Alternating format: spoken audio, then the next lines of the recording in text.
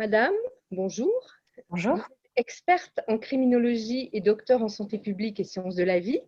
Vous êtes responsable de recherche dans le groupe de recherche sur la santé des adolescents d'Unisanté, un centre universitaire de médecine générale et santé publique à Lausanne, en Suisse, où vous menez de nombreuses études en lien avec la santé des adolescents, notamment sur les thèmes du harcèlement, des jeux d'argent, de la sexualité, de l'usage d'Internet, entre autres.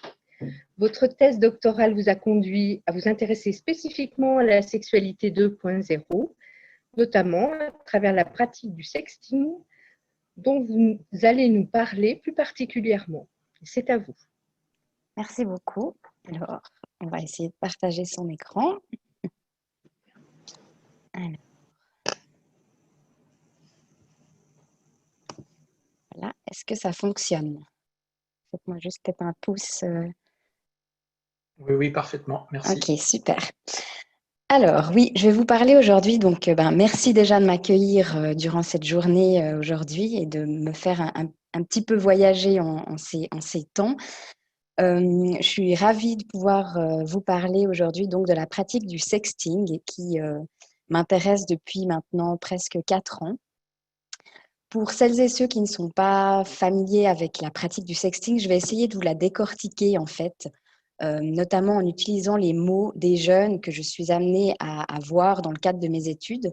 Donc, je vais utiliser leurs mots, je vais utiliser leurs termes, parfois des termes assez violents, vous allez le voir, hein, mais au moins, on pourra, le temps de cette présentation, mettre des yeux d'adolescentes et d'adolescents en 2020 qui découvrent la sexualité, découvrent les relations, qui ont le corps qui change, etc. et qui ont un accès limité à Internet et qui possèdent aussi un smartphone. Donc, pourquoi parler de sexting? Pourquoi est-ce que les chercheurs se sont intéressés à la pratique? Pourquoi est-ce que la prévention s'est également intéressée à la pratique? C'est parce qu'en fait, il y a eu des cas qui ont fait la une des journaux, notamment des cas aux États-Unis, avec des jeunes filles qui ont mis fin à leur jour à la suite de harcèlement, ou en Suisse, on préfère dire intimidation, basée notamment sur une photo qu'elles avaient partagée, donc une photo plutôt dénudée qu'elles avaient partagée avec leur petite amie.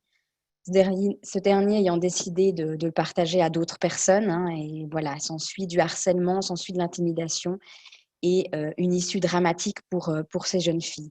Donc, les chercheurs et la prévention se sont intéressés à cette pratique-là, notamment de par le lien qu'elle peut avoir avec des situations d'intimidation. Juste vous donner quelques chiffres. En Suisse, on a une étude qui s'appelle l'étude James sur l'utilisation des médias. Donc, elle s'intéresse, cette étude, à l'utilisation des médias de manière très générale. Donc, il pose des questions sur les réseaux sociaux, il pose des questions sur les séries, etc., parmi les 12-19 ans. Et depuis 2012, ils ont intégré ce que eux ont défini comme étant du sexting, c'est-à-dire l'envoi ou la réception, mais ça c'est venu un peu après, vous le verrez, d'une photo ou d'une vidéo dite érotique ou aguicheuse. Donc, si je vous présente ces chiffres, c'est une étude qui est menée tous les 2 ans, non pas avec les mêmes répondants, hein, on reprend à chaque fois une nouvelle cohorte, mais ça permet quand même d'avoir une tendance au niveau des pratiques en lien avec le numérique. Donc, en 2012, ils ont commencé par s'intéresser au fait d'envoyer, parce que c'est ça aussi qui est le plus parlant lorsqu'il y a une, une diffusion, on s'intéresse surtout à l'envoi.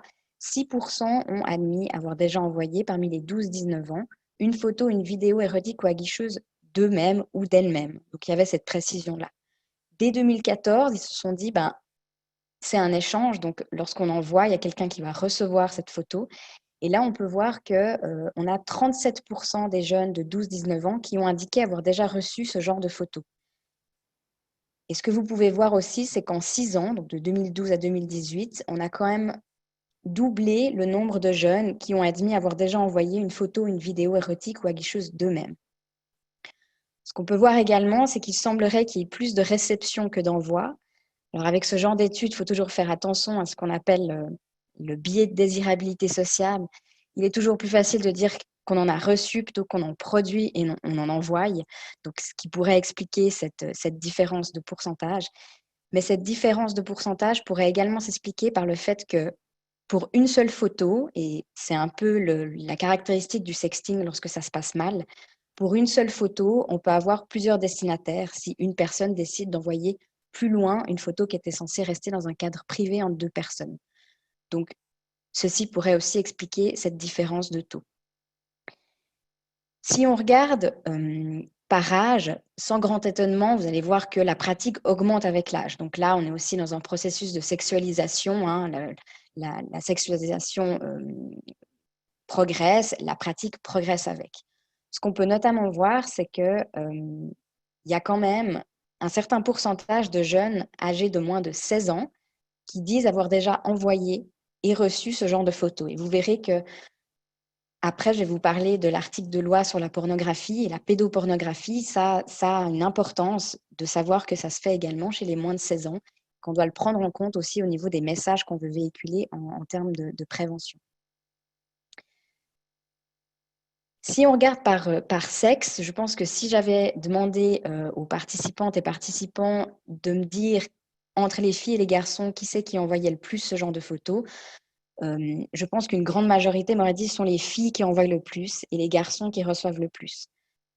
Ce qu'on peut voir en termes d'envoi, c'est qu'on a quelque chose de très similaire entre les garçons et les filles. En revanche, au niveau des cas qui se passent mal et au niveau des réactions très violentes qu'on a envers une personne sur une photo, on va beaucoup plus entendre les pratiques des filles, on va beaucoup plus entendre les cas des filles que les cas des garçons. Mais comme vous pouvez le voir, en termes d'envoi, il semblerait qu'on ait quelque chose de très similaire. En termes de réception, par contre, on voit effectivement qu'il y a une différence entre les garçons et les filles, avec plus de garçons qui recevraient ce genre de contenu. Donc là, il y a plusieurs points, c'est que on ne sait pas vraiment dans cette étude si c'est une photo, une vidéo érotique ou aguicheuse d'une personne qu'on connaît ou de quelque chose qu'on a pris sur Internet. Donc peut-être que les garçons s'échangent plus ce genre de photos. Les garçons pourraient potentiellement plus en demander aussi, mais alors là, ça devrait se refléter en termes d'envoi et ce n'est pas le cas. Ou encore, les garçons pourraient davantage se retrouver dans ces situations en fait de diffusion massive où ils sont plus qu'une seule personne en fait à recevoir ce genre de contenu. Par rapport à cette étude qui était une des seules qu'on avait en Suisse jusqu'à maintenant, moi j'avais alors le terme est grand, quelques frustrations, mais tout d'abord, les auteurs de cette étude n'ont absolument pas défini ce qu'ils entendaient par érotique ou aguicheuse. Donc, ça a été laissé à la libre interprétation des répondantes et des répondants. Je pense que la définition d'un jeune de 12-13 ans de ce qui est érotique serait assez différente de ce qu'un jeune de 18-19 ans peut considérer comme érotique. Donc, on ne sait pas vraiment ce qui a été échangé, ce qui a été envoyé, ce qui a été reçu. Deuxième point, c'est qu'on a le fait d'envoyer, on a le fait de recevoir, mais par contre, on ne s'est pas intéressé au fait de partager plus loin. Et c'est ce qui fait en fait qu'on discute beaucoup de la pratique du sexting, c'est qu'à un moment donné, on est au courant en fait qu'il y a eu un échange, alors qu'on ne devrait jamais être au courant que cet échange existe. Et donc, j'ai profité d'une étude qu'on a menée en Suisse, une étude nationale, sur la sexualité des jeunes adultes, donc ils avaient 24-26 ans au moment de l'enquête, et on leur a demandé énormément de questions au niveau rétrospectif sur le déroulement de leur sexualité, sur le développement de leur sexualité, leur santé sexuelle, etc.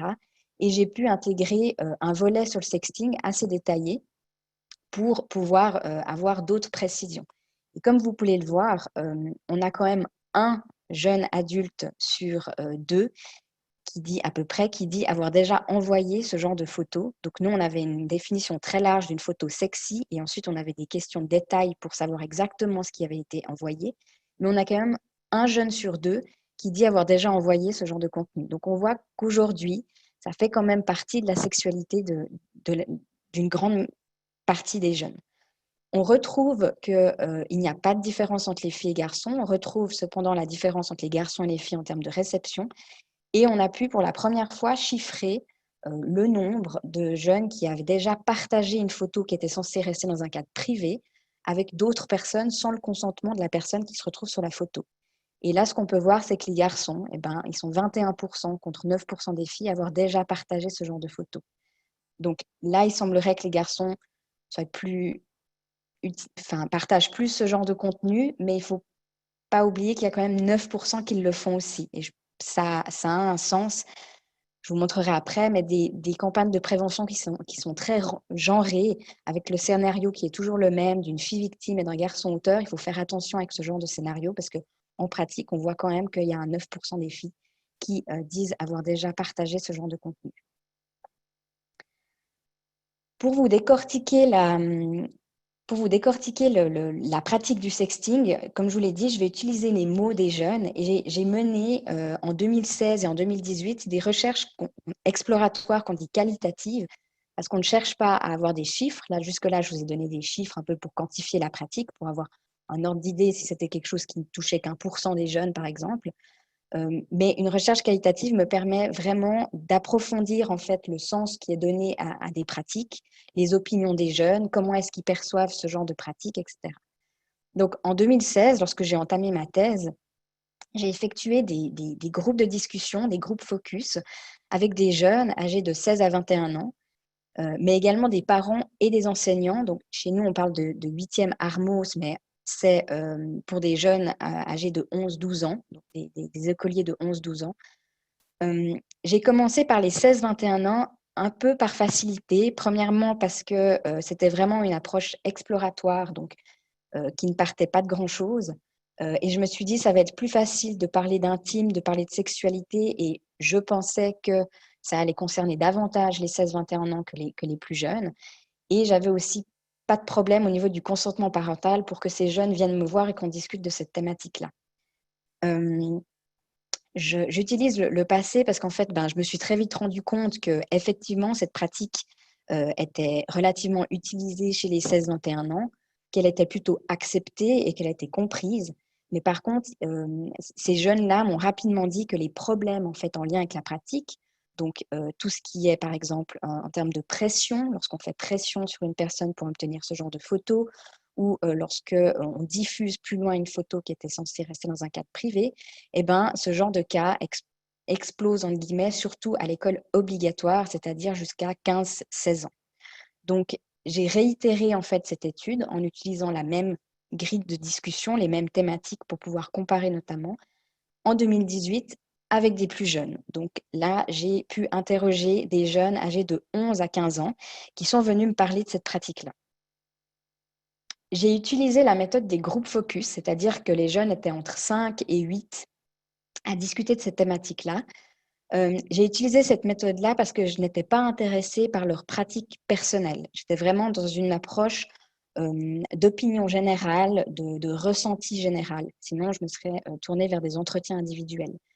On a pu parcourir diverses thématiques, donc la définition du sexting, comment est-ce qu'eux le définissent, les motivations à pratiquer cette pratique. Pourquoi est-ce que une jeune fille ou un jeune garçon de 14-15 ans va décider d'envoyer une photo un peu dénudée à son petit ami ou sa petite amie, mais également les motivations à diffuser plus loin une photo, les risques, les réactions notamment des pairs, PAIRS, lorsqu'il y a une photo qui tourne, comment est-ce qu'on réagit face à la personne qui se retrouve sur la photo, ou encore quelques notions de prévention.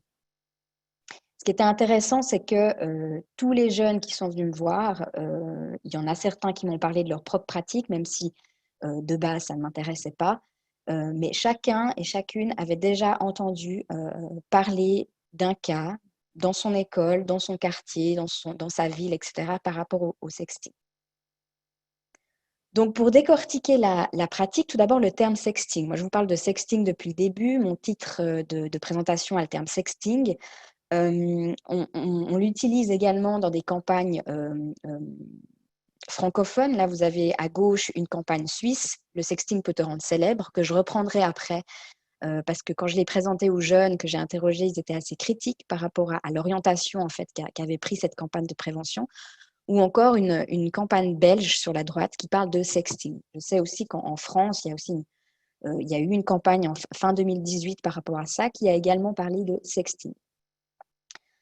Lorsqu'on utilise le terme sexting et qu'on essaye d'en parler avec les jeunes, ils n'utilisent pas du tout le terme sexting. Donc là encore, il faut faire très attention lorsqu'on veut faire une intervention auprès des jeunes ou mettre en place une campagne de prévention. On va arriver en parlant de sexting et certains des jeunes que j'ai pu interroger ont fait des amalgames avec des pédophiles sur Internet, de la pédopornographie, voilà, ils mélangeaient un peu tout.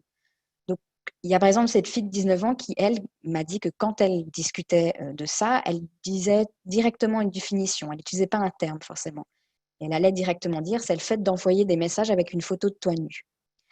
Ce qui est intéressant, c'est qu'avec les plus jeunes, en 2018, j'avais déjà vu ça un peu en 2016, mais beaucoup plus chez les plus jeunes en 2018, ils utilisent un autre terme, anglais également, le terme nudes. Donc, je pense que certains ont peut-être dû entendre parler de ça, mais ils disent, voilà, envoie-moi des nudes, montre-moi des nudes, etc., etc. Donc, je pense que c'est aussi important de s'intéresser à la manière dont ils discutent de ça entre eux et essayer aussi de comprendre pourquoi est-ce qu'ils utilisent ce genre de terme. Au niveau des supports qui sont utilisés, je vous ai surtout parlé de photos et de vidéos, parce que lorsque ça sort et que c'est diffusé plus loin et que ça fait une diffusion massive, c'est ça qui fait le plus grand mal, c'est des images. Mais dans le cadre de mes discussions, de mes groupes focus, j'ai pu voir qu'il y avait d'autres moyens de pratiquer le sexting. Donc, on a aussi des messages textes sans aucune illustration. Donc, par exemple, ce jeune garçon de 16 ans me disait qu'une copine lui avait dit ce qui était cool chez lui, donc chez son petit copain, c'est qu'il écrivait des mots doux. Il faisait un peu le poète et que ça la chauffait trop. Du coup, voilà, c'est peut-être moins courant, mais ça existe toujours. Pour les jeunes, le texte, message texte sans aucune illustration, faisait également partie de leur pratique du sexting. En revanche, et là, ça vous montre la rapidité en fait d'évolution de ces pratiques-là, c'est qu'en 2 ans, et chez les plus jeunes, un message texte sans aucune illustration, ça, c'était rien, c'était pas du sexting pour eux. Donc, on voit aussi la rapidité au niveau de l'évolution des pratiques. Et il y a une nouvelle chose qui est apparue en 2018 également, c'est tout ce qui est FaceTime et visioconférence. Donc là, on est en plein dans la thématique. C'est une question aussi que je me pose par rapport au confinement et à la pandémie. Je me demande également si ces nouveaux outils ont été utilisés pour pratiquer un peu plus le sexting. Ça, on le saura, je pense, par la suite. Mais voilà, cette fille de 15 ans qui disait, il y a aussi, pas en vrai, mais par exemple en FaceTime ou comme ça, ou par Zoom.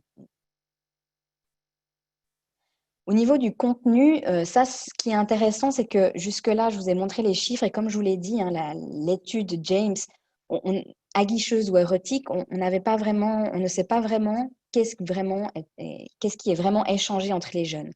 Donc, lorsque j'ai interrogé également des parents et des enseignants pour avoir leur point de vue, parce que ce sont 2 acteurs qui sont au premier plan lorsque justement il y a un cas de sexting qui se passe mal, je leur ai demandé également de me définir la pratique en termes de contenu et les termes utilisés étaient très crus. On parlait tout de suite de parties génitales, on parlait tout de suite de pornographie, alors que les jeunes, ils avaient un éventail en fait de contenus possibles et imaginables. Donc, par exemple, cette fille de 20 ans me disait qu'elle avait reçu une vidéo d'un couple de jeunes qui avaient une relation sexuelle. Elle disait, ça a duré peut-être 15 minutes. Et j'étais là, mais moi, je ne veux pas regarder ça. C'était carrément pornographique, en fait. Et du coup, après, je ne sais pas si ça rentre dans le domaine du sexting. Là, c'est vraiment un autre domaine, j'ai l'impression. Donc, je vous ai parlé de l'éventail. J'aime bien mettre cette petite image d'éventail parce qu'effectivement, il y a un éventail de contenus possibles dans le cadre du sexting. Donc, par exemple, cette fille de 15 ans qui me disait, après, sans rien, il y a moins. Mais il y a sans. Sans rien, ce qui veut dire tout nu. Et il semblerait que ça se fasse quand même moins. Donc, on a quand même une différence de perception au niveau des adultes qui me parlaient de pornographie, des jeunes qui me disaient oui, ça se fait, il y a des contenus où on est nu, mais c'est relativement peu. Ou encore ce garçon qui me disait qu'il recevait des photos de filles et elles cambrent. Elles cambrent beaucoup. Elles font exprès. Genre, elles cambrent, comme ça, on voit bien leurs fesses. Mais elles sont complètement habillées. Donc, on a vraiment un éventail de contenu qui va de la personne totalement habillée, mais dans une position suggestive, à une personne qui sera peut-être lors d'une relation sexuelle ou lors d'un acte d'ordre sexuel, où on pourrait voir apparaître les parties génitales. Et ça, c'est important de se rendre compte qu'il y a toute une partie aussi qui va être dans le suggestif. Parce que très souvent, j'entends, parce que je mène également des ateliers, des interventions avec des personnes ressources telles que des enseignants ou même avec des parents. Mais on me dit, ah, mais si ça sort, on a l'article de loi sur la pornographie. Effectivement, en Suisse, alors je ne connais pas la législation en France, mais je pense que ça ne doit pas être extrêmement différent, mais on a un article dans le code pénal sur la pornographie qui dit que quiconque offre, montre, rend accessible à une personne de moins de 16 ans ou met à sa disposition des écrits, enregistrements sonores, etc., pornographiques, est puni d'une peine privative de liberté de 3 ans ou plus ou d'une peine pécuniaire. Donc effectivement, s'il y a une diffusion d'images, de personnes totalement nues, eh ben, on va tomber sous le coup de cet article-là pornographique. Mais comme je vous ai montré cet éventail en fait de contenu, que signifie exactement un contenu pornographique dans le cadre du sexting? Est-ce qu'une jeune fille qui photographie son décolleté vu d'en haut, mais qui est quand même habillée, est-ce que ça va être du contenu pornographique ou pas? Actuellement en Suisse, et pour moi c'est un gros problème, et là je pense que c'est là qu'on voit que la vitesse peut-être des pratiques est très rapide par rapport aux lois. Mais actuellement, chaque cas qui arrive en fait au juge est évalué au cas par cas. Donc chaque photo est évaluée pour déterminer si c'est un contenu pornographique ou pas. Si c'est considéré comme un contenu pornographique, on va effectivement pouvoir dire, typiquement l'exemple qu'on entend malheureusement le plus souvent, c'est un jeune homme qui décide d'envoyer plus loin une photo de sa petite amie qu'il a reçue. On va pouvoir dire à ce jeune homme, si les deux ont moins de 16 ans, voilà, tu as 15 ans, tu as offert du contenu pédopornographique parce que la jeune fille a moins de 16 ans et éventuellement, tu l'as offert à des jeunes de moins de 16 ans. Mais si on lit l'article 197 du Code pénal, c'est quiconque offre, montre et rend accessible. Ce qui veut dire que si on considère que c'est un contenu pornographique, on pourra également dire à la jeune fille qui a envoyé sa photo en premier lieu et qui a été victime d'une diffusion qui n'était pas censée se faire, bah, tu as produit et distribué du contenu pédopornographique. Donc actuellement, en tout cas en Suisse, il y a beaucoup de débats par rapport à l'utilisation de cet article-là. Il y a une porte de sortie où on nous dit, mais en Suisse, on peut, si la personne a suffisamment souffert de son propre acte, ne pas la punir. À nouveau, c'est un peu une évaluation au cas par cas. À quel moment on a suffisamment souffert de son acte pour dire, bah voilà, on ne va pas te punir. Donc, moi, je dis toujours, il faut connaître la loi. La loi, elle est là. Mais on ne va pas pouvoir se cacher uniquement derrière cette loi parce qu'on voit qu'il y a quand même des problématiques par rapport à l'usage de cet article dans le cadre du sexting tel qu'on l'entend chez des adolescentes et adolescents. Est-ce que c'est un comportement violent en soi? Est-ce que c'est un comportement déviant? Quelles actions en fait sont intégrées dans la pratique du sexting? Avant d'entamer en fait mes recherches, au tout début de ma thèse, j'ai fait ce qu'on appelle une recherche de littérature scientifique, où je me suis intéressée en fait à ce qui avait été fait ailleurs, comment est-ce qu'on avait défini cette pratique. Et j'ai pu m'apercevoir qu'au niveau de la définition et des mesures, il n'y avait pas de consensus. Il y en avait qui parlaient d'envoi, il y en avait qui parlaient d'envoi et de réception, il y en avait qui intégraient même le fait de partager dans le terme du sexting. Il y en avait qui parlaient uniquement de photos, il y en avait qui parlaient de textes, il y en avait qui parlaient de sexto. Voilà, c'était un peu fouillis. Donc, je me suis intéressée, notamment dans mes groupes focus, à savoir, mais qu'est-ce qu'on intègre vraiment dans cette pratique du sexting? Et par exemple, on a cet enseignant, et c'était assez le cas au niveau des adultes que j'ai pu interroger, c'est qu'on avait un peu un amalgame entre le sexting qui se passe mal et le sexting. Donc, par exemple, il me disait, on parlait de harcèlement sexuel. C'est un mot violent. Et justement, j'ai l'impression que le mot sexting est un mot qui a banalisé le harcèlement. Tandis que les jeunes, quand ils me parlaient de sexting ou ils me parlaient de nudes, ils parlaient de la pratique et ensuite tout ce qui peut mal se passer en lien avec cette pratique. Mais à la base, cette jeune fille, par exemple, me disait, mais quand ça dévie, ça devient un harcèlement, non? Ça dévie pas au début, mais ça peut dévier. Le sexting, c'est le fait d'envoyer des messages et après, il y a toutes les conséquences qui vont avec. Donc là, à nouveau, je pense que c'est très important de savoir comment est-ce qu'eux conçoivent la pratique. Pour eux, à la base, le sexting, c'est un échange consentant entre deux personnes. Ensuite, on peut avoir des problèmes au niveau de la pression. Est-ce qu'il y a vraiment consentement ou est-ce qu'il y a une personne qui a menacé, quelqu'un qui a fait pression pour obtenir ce genre de photos? Et ensuite, on a aussi d'autres dérives, comme le fait de diffuser, le fait de faire du chantage pour en obtenir plus, etc., etc. Et ça, il distinguait bien. Et il disait, mais quand on vient nous en parler en classe, par exemple, on nous parle de sexting, de sexting, de sexting, et on fait abstraction, en fait, et des fois, on nomme même pas pourquoi est-ce qu'on est au courant qu'il y a eu du sexting. C'est parce qu'il y a quelqu'un qui a brisé, en fait, le caractère privé, la confiance que deux personnes avaient initialement. Et on a un auteur, une auteure française d'ailleurs, qui a parlé de ça, parce que le législateur, à un moment donné, en France, est revenu un peu en arrière, où au début, il distinguait l'échange initial entre deux adolescents, et ensuite, il a décidé de tout punir.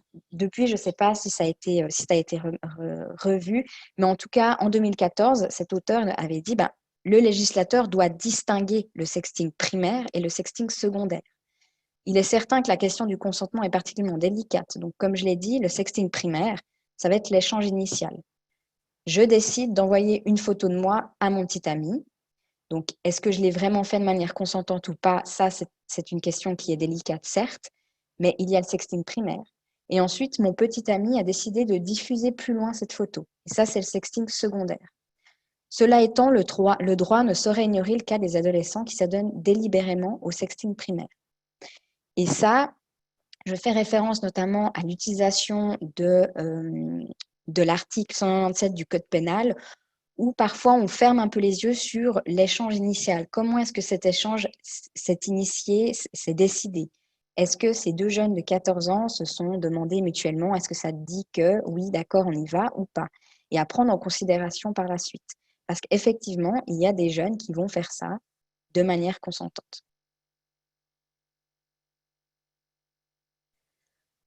Au niveau des messages que j'aimerais vous transmettre aujourd'hui dans cette présentation, je reviens en fait sur la campagne que je vous ai montrée au début, cette campagne suisse qui a été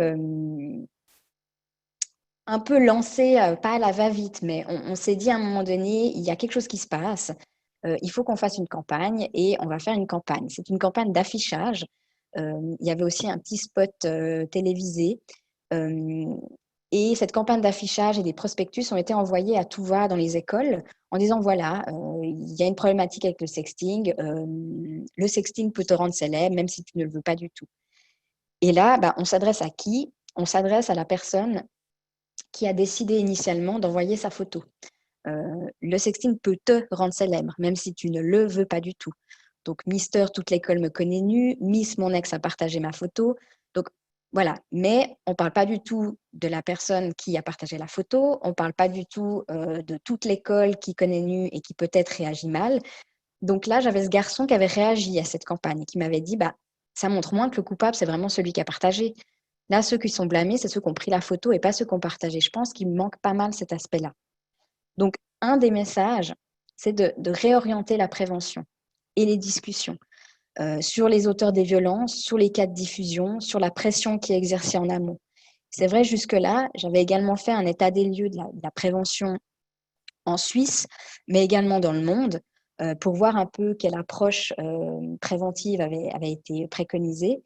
Et effectivement, on s'adressait surtout aux victimes potentielles. Ne fais pas ça parce que regarde ce qui va t'arriver. Donc, effectivement, j'entends très souvent qu'il y a des gens qui vont dire oui, mais il y a quand même une petite part de responsabilité, il faut faire attention, c'est sur Internet.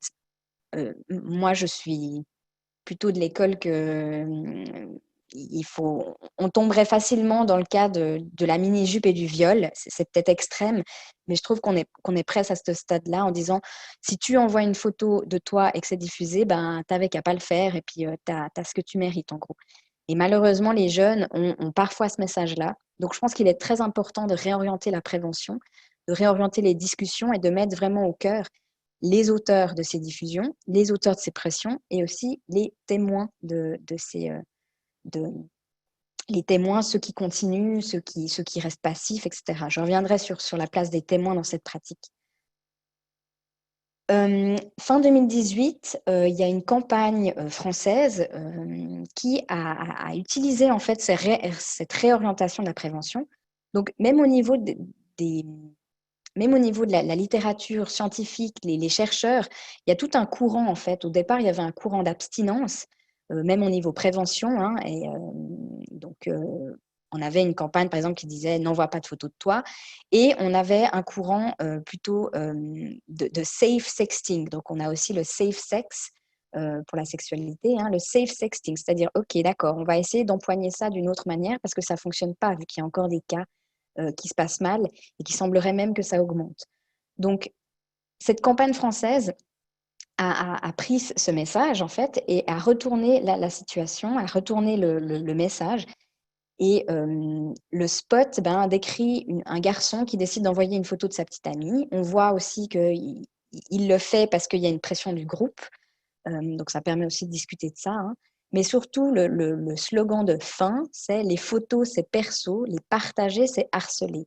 Et ensuite, il y a même une petite phrase qui concerne le montant de l'amende ou les années de prison et qui parle du fait de diffuser une photo d'une personne sans son consentement. Donc, on a totalement réorienté le message pour vraiment essayer d'inclure en fait la problématique du pourquoi est-ce qu'on est au courant qu'il y a du sexting.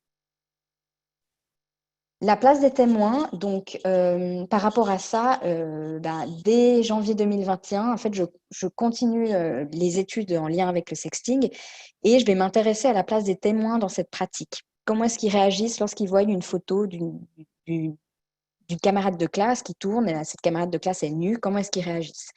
On a les témoins actifs, les témoins passifs, ceux qui continuent de diffuser ou qui participent aux violences, ou ceux qui sont passifs, qui voient des choses passer, qui reçoivent une photo, mais qui disent « Ouh là là, moi, j'ai rien fait, je l'efface, je fais rien ». Là, j'ai cette fille de 14 ans qui m'expliquait pourquoi elle avait continué à diffuser une photo qu'elle avait reçue.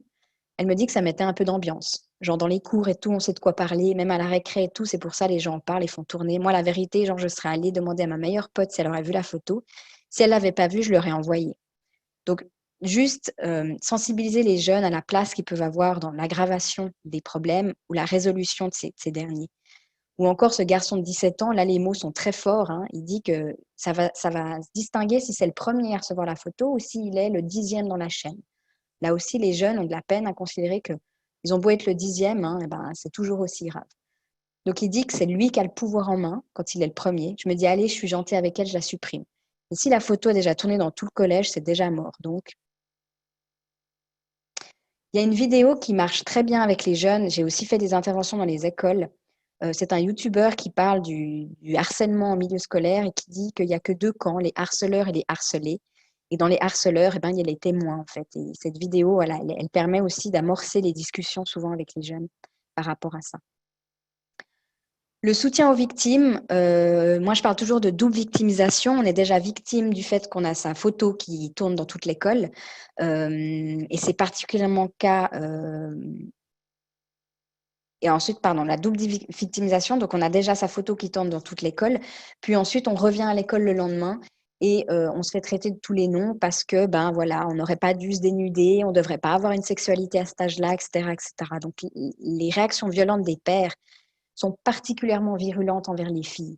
Et je pense que, tout en considérant, comme je l'ai dit, qu'il ne faut pas avoir une approche genrée, parce que j'ai également expérimenté des cas de garçons qui ont été victimes. Ça ne se passe pas très bien non plus pour eux, mais de les sensibiliser, je pense que c'est peut-être une recommandation beaucoup plus sociétale, mais aux discours violents qui sont tenus envers les filles en matière de sexualité, se reflète en fait dans le sexting. Là, par exemple, cette fille de 15 ans qui me dit s'il y a la photo d'un gars qui tourne, les autres vont dire que c'est un beau gosse, alors que si c'est une fille, on va dire que c'est une pute. Les victimes doivent rester des victimes et elles doivent être considérées comme des victimes. J'entends et je peux concevoir en fait qu'on ait peur par rapport à cette pratique-là et que ça serait extrêmement simple si on pouvait juste dire aux jeunes n'envoie pas ce genre de photos et puis ça s'arrête là, donc il n'y aurait pas de problème. On sait que ça ne fonctionne pas, on sait que sur le moment, ces jeunes vont toujours considérer que ce petit ami-là, je pouvais lui faire confiance ou effectivement, j'ai envie de le faire. Donc, mais toujours garder en tête que ce sont des victimes. Et j'entends, et j'ai entendu malheureusement, souvent des jeunes reprendre, je pense, des phrases qu'ils ont peut-être entendues en disant il faut assumer. Voilà, tu l'as fait, t'assumes, tu savais qu'il ne fallait pas le faire, et maintenant, tu n'as qu'à assumer. Et il faut que les gens ils assument aussi un peu en faisant ça.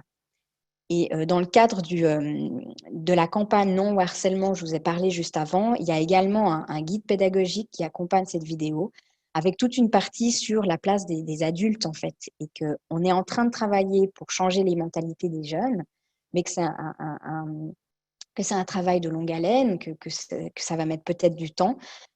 Il faut surtout que les différents acteurs et actrices, prévention, éducation, aient un message quand même qui aille dans le même sens. Mais il faut surtout se demander, les adultes, voilà, qu'est-ce qu'ils peuvent faire à un moment donné, comment en parler. Et typiquement, la question qu'on a peut-être envie de poser lorsqu'il y a un jeune qui nous dit j'ai envoyé une photo de moi, c'est de lui dire mais pourquoi tu as fait ça? Et donc là, on risque quand même de fermer la porte en fait à ce que le jeune vienne vers nous en disant à ce moment-là, il y avait une raison pour laquelle cette personne a décidé d'envoyer cette photo. Je vais terminer par ça, justement, une victime reste une victime. Il y a eu toute une polémique par rapport à une campagne de prévention qui a été faite en Australie, qui s'appelle Meghan Story, que vous pouvez trouver sur YouTube si vous voulez voir la vidéo. C'est la vidéo de Meghan, justement, qu'on voit, on voit reboutonner son chemisier en sortant des toilettes. On comprend qu'elle a envoyé une photo de ses seins ou de son décolleté à son petit ami. Ce petit ami, on le voit qu'il rigole un peu, décide de l'envoyer à toute la classe. On a les réactions des jeunes, ils la regardent bizarrement, ils lui lancent des choses dessus. On a même l'enseignant qui reçoit la photo et qui lève les yeux au ciel. Donc voilà, ça a fait polémique parce que cette vidéo se terminait par ce slogan. Donc, tu penses savoir ou tu pensais savoir. Et ça a été très critiqué, notamment par cet auteur qui disait, justement, qui reprenait le slogan. Tu penses savoir ce qui arrive à tes images, tu penses savoir qui va les voir, comment ça va t'affecter, pense encore ou réfléchis encore, ou réfléchis une nouvelle fois. Le slogan adresse un seul sujet, le « tu », qui a produit l'image initiale. Et dans l'absence d'un contexte, cette vidéo apparaît comme un conte moralisateur, une histoire d'une jeune femme un peu naïve qui pensait savoir, mais aurait dû mieux savoir, et qui a été victimisée comme un résultat inévitable de ses propres actions, un modèle de la prévention du crime dans lequel les auteurs des abus ou des violences sont étrangement absents. Il y avait un guide pédagogique aussi qui accompagnait cette vidéo. On parlait de Meghan, mais on faisait totalement abstraction du petit copain qui avait envoyé cette photo et de la réaction des pairs et voire même de l'enseignant qui est censé quand même être une personne ressource et qui réagit en levant les yeux au ciel. Donc voilà, c'est vraiment pour vous dire que ça peut parfois être compliqué parce qu'on aimerait que, on leur interdit les smartphones, on leur interdit les réseaux sociaux, on leur interdit d'envoyer des photos et ça réglera le problème. Malheureusement, on voit que cette pratique se fait et qu'il faut peut-être l'empoigner d'une autre manière pour essayer de résoudre ce genre de problème. Donc voilà, j'espère que je n'ai pas trop dépassé le temps. Okay, vous super. êtes exactement dans le temps, super. Donc maintenant, on va passer aux questions. Il y en avait quelques-unes qui ont été posées que je vais vous proposer pendant que vous parliez. D'abord, les gens souhaiteraient que vous redonniez la vidéo, je crois que c'est Nino Arial, sur à partir du harcèlement, parce que c'est passé un petit peu vite et du coup… Ah, pardon. Alors, attendez. Donc, si vous pouvez remettre juste le lien. Alors, parce qu'après, j'ai donné ma présentation pour qu'elle soit du coup, les gens à votre disposition. Voilà, donc j'ai essayé de mettre tous les liens, comme ça. Très, très bien. Les gens la retrouveront dans votre présentation. Je sais. Voilà, ici, si jamais. Voilà. Donc, du coup, c'est sur YouTube. Les gens pourront aller voir. Oui, exactement. Ils retrouveront la vidéo. Voilà. Sinon, il y avait une question, c'est quelle question poser à l'ado, justement, si on ne doit pas le braquer en lui disant « mais pourquoi tu as fait ça ?» Quelle question poser à l'ado, alors? Du coup, parce que les adultes sont un peu coincés là-dessus. Alors, ça va dépendre aussi où on en est. Si l'ado a déjà envoyé cette photo et puis que potentiellement, il a peut-être peur qu'elle soit diffusée plus loin, ou s'il y a un ado qui se pose des questions sur ça, effectivement, on sait que c'est compliqué pour les parents. Je sais qu'en Suisse, on a aussi une association qui s'appelle Santé Sexuelle Suisse, avec qui on a créé un projet en fait pour aider les parents à amorcer des discussions sur ces thématiques-là. Moi, je pense que il faut engager la conversation, peut-être pas frontalement en parlant de sexting et en parlant d'images à caractère sexuel. Selon comment aussi, si tout d'un coup on est dans une famille où on n'a pas forcément parler de sexualité et tout d'un coup on arrive avec ça, l'ado va tout de suite se braquer. Je pense qu'il y a des notions en fait et des et des normes, entre guillemets, on va dire, enfin plutôt des notions qui peuvent être appliquées tout aussi au monde virtuel avec le sexting qu'au monde réel. Alors, j'aime pas trop cette différence, surtout pour les ados hein, qui ne font pas de différence entre le monde réel et le monde virtuel, hein, mais d'amorcer les discussions sur le droit à l'image, sur le consentement, sur le respect des autres. Donc voilà, des choses assez globales, mais qui permettent d'intégrer des discussions qui pourront par la suite être également appliquées à tout ce qui est virtuel et échange d'images, que ça soit à caractère sexuel ou pas à caractère sexuel. C'est vrai que les jeunes parfois me disent, mais moi je prends des photos, je les poste sur mon réseau. Je dis, d'accord, mais est-ce que tu as demandé l'autorisation de cette personne, etc., etc. Donc je pense que c'est Donc, on est vraiment bien sur un espace de confiance à créer avec les jeunes d'abord, exactement. pour parler du consentement dans un premier temps, et pour pouvoir peut-être aborder à un moment donné le sexting Exactement. si c'est un sujet. Exactement. C'est pour ça aussi que ici on a sensibilisé et formé des personnes relais. Typiquement, j'ai donné des ateliers à des enseignantes et des enseignants pour que justement ils soient un peu sensibilisés à ça et qu'ils soient au courant que ça se fait et que tout d'un coup, voilà, ils vont pas arriver en classe en disant vous faites du sexting, on va en parler. Mais intégrer ça, je sais qu'il y a un enseignant une fois qui a juste pris quelque chose qui était sorti dans les médias, qu'on a discuté en disant ah ben voilà, moi, il n'y avait pas ça à mon époque, est-ce qu'on peut en discuter? Vraiment de manière générale. Et comme ça, bah, il a ouvert la porte à ce que ces jeunes, tout d'un coup, s'il y a quelque chose qui se passe, peuvent dire, bah, lui, il est au courant en fait que ça se fait. Il est au courant qu'on lui a expliqué. Il n'a pas réagi en disant, mon Dieu, quelle horreur, c'est horrible. Et donc, bah, potentiellement, ça pourrait être une porte d'entrée pour pouvoir en discuter. D'accord. Donc, ça veut dire aussi que le sexting aujourd'hui, est-ce qu'il est vraiment un passage obligé de la séduction dans la relation? D'après ce que vous avez pu voir auprès des jeunes ou entendre auprès des jeunes, est-ce que le sexting devient normalisé et est un outil de la séduction? Alors, pas pour tous les jeunes. Donc, c'est ça aussi qui est compliqué lorsqu'on va faire une intervention dans une classe. C'est qu'il ne faut pas non plus dire, voilà, le sexting, c'est normal, vous devez le faire, et si vous ne le faites pas, c'est que vous êtes un nul. Enfin, faut faire très attention aussi à ça. Mais effectivement, aujourd'hui, je pense que le sexting, et moi, ça m'intéresserait vraiment d'avoir un retour aussi sur le confinement par rapport à ça. Le sexting aujourd'hui est un outil, en fait, ou un moyen qu'on a ajouté, en fait, à d'autres moyens de rentrer en contact et de construire sa sexualité. À l'heure actuelle, il faut être quand même au courant qu'effectivement, il y a cette possibilité-là. Pas pour tous les jeunes, mais quand même pour une part quand même assez significative par rapport à cette pratique-là. Alors, à l'inverse, il y avait une question qui disait, le sexting, est-ce qu'il n'est pas aussi utilisé comme un moyen de repousser une relation sexuelle? Est-ce que ce n'est pas une première étape, une monnaie d'échange qui permet de repousser la relation sexuelle, mais qui donne un petit peu, quoi? Alors moi, j'ai pas vu ça dans mes études, j'ai pas vu ça. J'ai vu que certains les utilisaient plutôt comme des préliminaires. Ils parlaient de préliminaire 2.0, donc c'était pas forcément pour repousser, mais c'est qu'aussi à un certain âge, ben, on habite chez ses parents, on se voit peut-être pas souvent, donc on va peut-être pas pouvoir même avoir de relations sexuelles. Donc il y avait ça, il y avait aussi se mettre en avant par rapport à son image, hein, savoir si je plais, savoir si l'autre va m'accepter. Dans mes discussions et dans ce que j'ai pu voir dans mes études, j'ai pas vu que c'était quelque chose qu'on donnait pour repousser la relation sexuelle. Je l'ai pas vu en tout cas. Et du coup, il y avait aussi la notion que le sexting, ça peut être aussi un défi, au-delà du préliminaire 2.0, dans une relation de séduction, dans une relation entre deux personnes. Ça peut être aussi un défi, par exemple, entre copines. On se filme en train de faire des… Il y a des gens qui disaient des copines qui se sont filmées en train d'uriner et qui, après, dans un consentement visiblement des deux, ont envoyé les photos. Mmh. Mais du coup, il y en a une qui est poursuivie, celle qui a envoyé les photos. Mmh. Mais c'était un défi, le jeu adolescent, Mmh. pas forcément dans une relation de séduction. Oui. Mais après, voilà, on ne sait pas. C'est Alors, peut-être quand même une relation de séduction quelque part, puisqu'il y a quand même certainement une excitation qui mmh. vient se jouer. Mais est-ce que ça, c'est aussi une explication du sexting, enfin?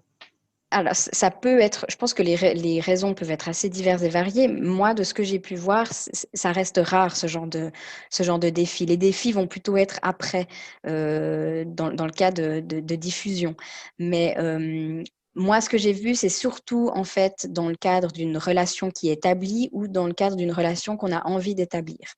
Donc, plus que des défis. Mais effectivement, le, le, par rapport aux défis, ce que j'ai aussi pu voir, c'est malheureusement, les garçons, alors il y a potentiellement aussi des filles, mais j'ai surtout vu le garçon qui allait dire si tu m'aimes vraiment, prouve-le-moi. Donc voilà, et ça aussi, je pense que ça, c'est à discuter aussi. Et moi, je fais toujours un parallèle avec la sexualité de manière générale, hein, mais si tu m'aimes, prouve-le-moi, et donc aie une relation sexuelle avec moi. Bah là, c'est un peu le même mécanisme de prouve-le-moi, envoie-moi une photo, et puis D'accord. c'est une preuve. On peut dire aussi que de temps en temps, du coup, la pratique du sexting peut avoir des conséquences néfastes chez les jeunes, pas chez tous les jeunes, puisque ça peut être un outil de séduction, mais ça peut être aussi quelque chose qui peut entraîner des conséquences néfastes chez certains jeunes qui ne sont pas suffisamment aguerris ou étayés. Tout à fait, tout à fait. Dans la littérature aussi, il y a un lien avec la santé mentale. Le, le- le problème, c'est que ça, c'est un peu une controverse. On ne sait pas vraiment si ça a des conséquences néfastes par la suite. Donc, si par exemple, il y a eu diffusion ou il y a eu pression, ou peut-être qu'il y a également des études qui ont démontré que le fait de recevoir ce genre de photos sans avoir rien sollicité aussi, voilà, ça aussi, ça peut entraîner, je suis choquée, j'ai 12 ans et je reçois une photo d'un pénis d'un garçon, voilà, je suis perturbée. Mais la controverse aussi se demandait, il y a des études qui ont démontré que les jeunes qui étaient un peu plus mal allaient davantage pratiquer le sexting pour justement avoir peut-être une image plus positive. Donc là, le lien, en fait, à savoir si la causalité, à savoir si c'est le sexting, en fait, qui va causer des conséquences néfastes ou s'il y a déjà une santé mentale qui est peut-être un peu fragile au départ et qu'on va se diriger en fait vers le sexting pour essayer des choses, ben, là, il y a des controverses par rapport à ça. Mais effectivement, moi, je parle surtout de diffusion, hein, mais lorsqu'il y a une diffusion, là, alors le lien avec la santé mentale est extrêmement associé. Mais du coup, on est plus sur le non-consentement qui serait la conséquence et qui ferait effraction sur la santé mentale. Oui, davantage, oui. Ok, d'accord. Et du coup, moi, je voulais juste savoir, on avait connu il y a quelques années, de 3-4 ans peut-être, la chaîne Teen Spirit Oui, qui était qui avait été créée en Suisse par des jeunes. Est-ce oui. que c'est toujours utilisé? Parce qu'il y avait une petite vidéo sur le sexto Oui, et où on vous expliquait, où les jeunes expliquaient qu'il ne fallait pas se mettre n'importe où pour faire des sextos, enfin que oui, ce n'était pas très érotique dans la salle de bain, devant les toilettes. oui. Est-ce que vous l'utilisez? Est-ce que c'est utilisé encore ou est-ce qu'il y a quelque chose qui marque les jeunes à ce niveau-là? Alors moi, je l'utilise en fait. Moi, j'utilise plusieurs vidéos. J'utilise celle-ci. J'utilise aussi une avec Patrick Bruel qui était en France sur le harcèlement. Mais en fait, moi, j'aime bien utiliser parce que là, j'utilise pour les enseignantes ou les personnes ressources. En fait, j'aime bien utiliser des choses qui vont faire parler. Donc, c'est pas forcément des vidéos qui sont extrêmement bonnes, justement.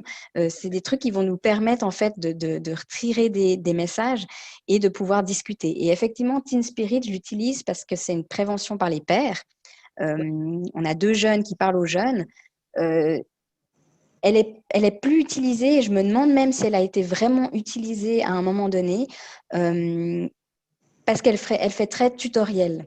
Oui, Voilà. Et ça, ben, moi, j'ai des réactions où justement, je présente cette vidéo pour avoir ce genre de réaction, pour un peu challenger les gens. Et effectivement, ça fait très tutoriel. Elle est un peu has-been dans le sens où elle parle de Skype. oui, Donc voilà, il faut faire aussi attention à ça. Euh, Après, elle est drôle et c'est vrai que voilà, elle est assez punchy. Ils sont deux jeunes, etc. Moi, je dis toujours, peu importe finalement ce qu'on utilise, si on arrive en fait à retirer les messages qu'on veut retirer. On peut même avoir quelque chose comme Meghan Story qui est extrêmement mauvais et justement partir en disant, bah voilà, on termine avec ce slogan, on en pense quoi? Et comment est-ce qu'on pourrait faire pour que ça soit pris d'une manière différente? Donc, le Teen Spirit, j'ai des réactions un petit peu mitigées par rapport à ça. Selon moi, elle est plus utilisée, elle est en libre accès sur YouTube et elle fait tutoriel, mais elle donne pas vraiment des pistes voilà, des pistes d'intervention en fait au moment où ça se passe mal ou au moment où on a des questions en fait par rapport à tout ça. Et c'est intéressant parce que dans les questions, c'est vrai que les gens se demandent aussi quoi utiliser pour pouvoir discuter, quels médias utiliser pour discuter avec les jeunes. À la fois, moi, je pense que c'est important aussi, en vous entendant, de penser qu'il faut qu'on sache aussi ce que c'est qu'un sexting, ce que les jeunes s'envoient, ce que les jeunes sont en capacité de s'envoyer. Les jeunes ou les adultes, hein, parce qu'il ne faut pas non plus tout réduire aux jeunes. Hein, Non, oui, il y a des cas hein, aussi, on entend. Pendant le confinement, vous posiez la question. Je pense que ça serait intéressant aussi de travailler là-dessus, y compris avec les jeunes adultes ou avec des adultes tout court.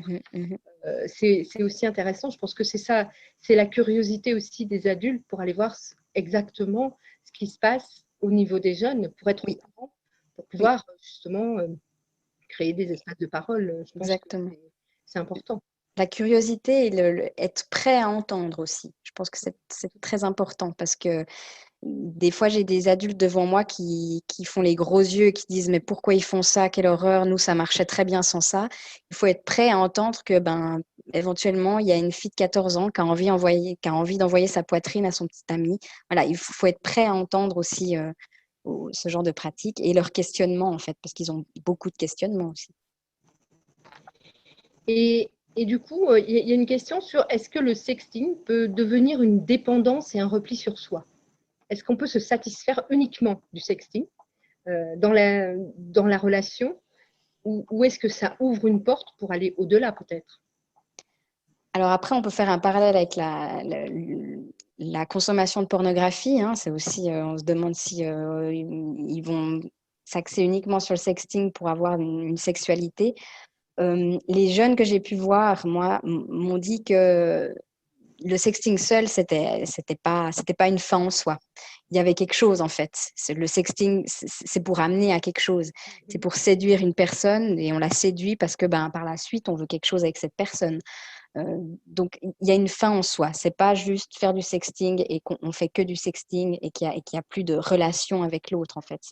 Pour moi, c'est aujourd'hui quelque chose qui s'ancre en fait dans le relationnel et le sexuel, mais c'est pas uniquement moi, en tout cas, j'ai pas vu qu'il y avait une dépendance et un repli en se disant, voilà, c'est uniquement du sexting. Donc, c'est plutôt rassurant parce qu'on se dit que c'est un outil supplémentaire de la séduction qu'il va falloir qu'on intègre avec les limites que ça peut avoir et éventuellement des conséquences sur les plus vulnérables, évidemment. Mais c'est intéressant de se dire que ce n'est pas non plus une fin en soi et que les jeunes vont au-delà de tout ça. Finalement, la rencontre, elle est peut-être intéressante derrière, quoi. Ils ont tous, quand ils m'en parlent, il y a une fin en soi, c'est qu'ils espèrent tous, voilà, et ils espèrent tous trouver un amoureux, une amoureuse, et puis voilà, la fin en soi, elle est la même depuis toujours. Ouais. Oui, heureusement peut-être. Ça peut être rassurant. Très bien. Mais écoutez, merci, on va pas.